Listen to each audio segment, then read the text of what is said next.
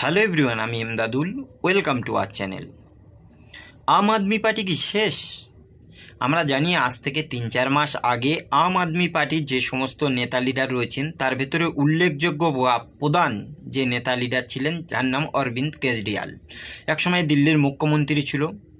সে দিল্লি মুখ্যমন্ত্রী থাকাকালীন তার নামে ইডি এবং সিবিআই এসে অগাধ সম্পত্তি কিভাবে হয়েছে সেই বিষয় নিয়ে তার নামে একটা কেস হয়। তা থেকে তাকে জেলে যেতে হয়। সেই সময়ে বিরোধী যে সমস্ত রাজনৈতিক দল ছিল, বিশেষ করে বিজেপি এবং কংগ্রেস, তারা পরিষ্কারভাবে এই আম আদমি পার্টির যিনি প্রধান মুখ্যমন্ত্রী হিসেবে ছিলেন অরবিন্দ কেজরিওয়ালের বিরুদ্ধে তার বাংলোটাকে শীষমহল হিসেবে আখ্যায়িত করেছিল। সেটা আমরা কিছুদিন ধরে দেখেছিলাম। সেই বিষয়ের পরপর সঞ্জয় সিং রাউত, একজন বিধায়ক যিনি অ্যাক্টিভভাবে ভূমিকা পালন করে বা আম আদমি পার্টির খুব ভালো রকম একজন বিধায়ক, যার লোকসভাতে ভীষণভাবে এই সংসদ কিন্তু কথা বলতো।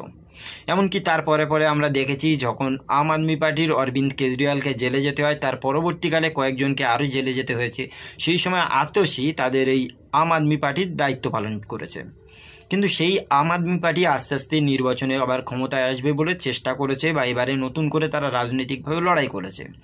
এরকম একটা সিচুয়েশান আগামীকাল বা আজকের পরে হয়তো এই ভিডিও কাল পাবলিশ হবে। কালকে সেইখানে তো দিল্লিতে খুব ভালো রকমভাবে ভোটের ফলাফল বার হবে। সেখানে ভোটের ফলাফল বার হওয়ার পর যদি দেখা যায় যে আম আদমি পার্টি ভোটে হেরে গেছে, তাহলে কি সত্যি এই আম আদমি পার্টি পুরো চিরতরে শেষ? হতে পারে ইডি, সিবিআই বা বিভিন্ন এজেন্সি দিয়ে আম আদমি পার্টির বিভিন্ন নেতা লিডারকে রাজনৈতিকভাবে হেনস্থা করা হবে বা বিভিন্ন কেস কামারিগুলো নতুন করে আবার চাগার দেওয়া যাবে। সেই সঙ্গে যদি এই রাজনৈতিক দল আবার ভোটে জিতে যায়, তাহলে কিন্তু ইডি, সিবিআই বা অন্য কোনো এজেন্সি এদেরকে এখন কিছু বলতে পারবে না। কারণ একটাই, রাজনৈতিকভাবে কোনো রাজনৈতিক দল যদি ক্ষমতায় থাকে তার একটা পাওয়ার থাকে আলাদা, আর যদি না ক্ষমতায় থাকে তাহলে কিন্তু তার পাওয়ার থাকে আলাদা রকম। সুতরাং 10-10টা বছর এই দিল্লিতে আম আদমি পার্টি ভোটে জয়লাভ করেছে। তাদের মুখ্যমন্ত্রী পদ ছিল, তাদের বিধানসভাতে ভীষণ একটা এমএলএ সাপোর্ট ছিল। কিন্তু আজকের এই 10 বছর পরে একটা জিনিস এই দিল্লির মানুষদেরকে জানা এবং বোঝা উচিত যে সত্যি দিল্লির মানুষ যে উন্নয়নের জন্য এই আম আদমি পার্টিকে 10 বছর সময় দিয়েছে, সত্যি কি তারা ততটা উন্নয়ন করতে পেরেছে? সত্যি কি তারা পেরেছে যে এই দিল্লির বুকেতে শিক্ষাটাকে খুব ভালোভাবে ঢালুয়াকালে প্রচার করতে? সত্যি কি পেরেছে যে সমস্ত রাস্তাঘাট রয়েছে সেই রাস্তাঘাটগুলোকে ডেভেলপমেন্ট করতে? সত্যি কি দিল্লিতে পেরেছে আম আদমি পার্টি যে তাদের ওখানে পানীয় জল যেটা রয়েছে সেই পানীয় জলটাকে শুদ্ধ করতে? এই আম আদমি পার্টি যখন ক্ষমতায় আসেনি তার আগে কিন্তু প্রতিশ্রুতি দিয়েছিল অরবিন্দ কেজরিওয়াল যে যমুনা যে নদী রয়েছে সেই নদীর যে সমস্ত পানীয় জল আছে সেগুলোকে আমরা শুদ্ধ করব। সেখানে বিভিন্ন রকম দূষিত পানি রয়েছে, দূষিত পানিগুলোকে শুদ্ধ করে ভারতবর্ষের বিভিন্ন মানুষ যেমন করে গঙ্গাতে ডুব দিতে যায়, যেটি সেম করে এখানেও তারা আসবে তীর্থযাত্রী হিসাবে। অথচ সেই জায়গা আজও পর্যন্ত ঠিক হয়নি।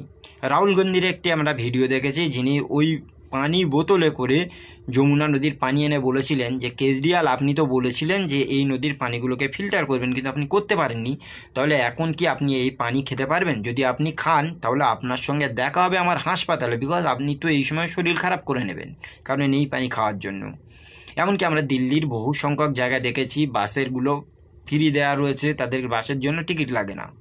সুতরাং এরকম একটা সিচুয়েশানে সত্যি বলতে ভোটের যে নির্ণয় আগামী কাল বা আজকের যে রেজাল্ট বার হবে সেই রেজাল্টে আমরা অবশ্যই জানতে পারবো এবং বুঝতে পারবো যে আম আদমি পার্টির নির্ধারণ কি হচ্ছে। যদি তারা রাজনৈতিকভাবে জিতে যায় তাহলে আম আদমি পার্টি আরও কিছুদিন ক্ষমতায় থাকবে, ভালো কিছু করার চেষ্টা করবে।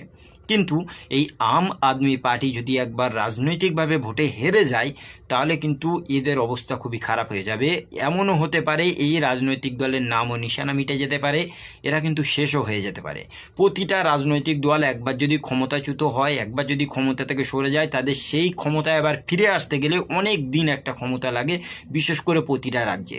কেন রাজ্যের মানুষ প্রচুর প্রবলেম, এবার বিভিন্ন রকম দুঃখ দুর্দশা বা বিভিন্ন রকম তাদের এলাকার উন্নয়ন না হওয়ার জন্য অন্য কোনো রাজনৈতিক দলকে বেছে নেয়। কারণ তারা তো দীর্ঘদিন ধরে দেখে এসেছে যে রাজনৈতিক দলগুলোকে একসময় সাহায্য করেছে বা ভোট দিয়েছে, তাদের বিভিন্ন কাজকামগুলো তারা জানে। সুতরাং কোনো রাজনৈতিক দল যদি তাদের মতো সুন্দর করে তাদের না সমাজটাকে ডেভেলপমেন্ট করে তাহলে কিন্তু নতুন রাজনৈতিক দল আসতে বাধ্য। সুতরাং আম আদমি পার্টি থাকবে না যাবে সেটা দিল্লি নির্বাচনের ফলাফলের উপরে অনেকটা নির্ভর করছে, সেটা অবশ্যই আমরা দেখতে পাবো আগামীকাল। আর ততক্ষণে আপনাদের মতামত অবশ্যই জানাবেন যে আম আদমি পার্টি সত্যিকে এরা দিল্লিতে থাকতে পারবে নাকি তারা থাকতে পারবে না। আপনাদের সুন্দর এবং যুক্তিবান মতামত অবশ্যই কমেন্টে ধরবেন। আজকের এই ভিডিওটি এই পর্যন্তই, দেখা হবে অন্য কোনো দিন অন্য কোনো টপিকে। সকলে ভালো থাকুন, সুস্থ থাকুন। Thank you.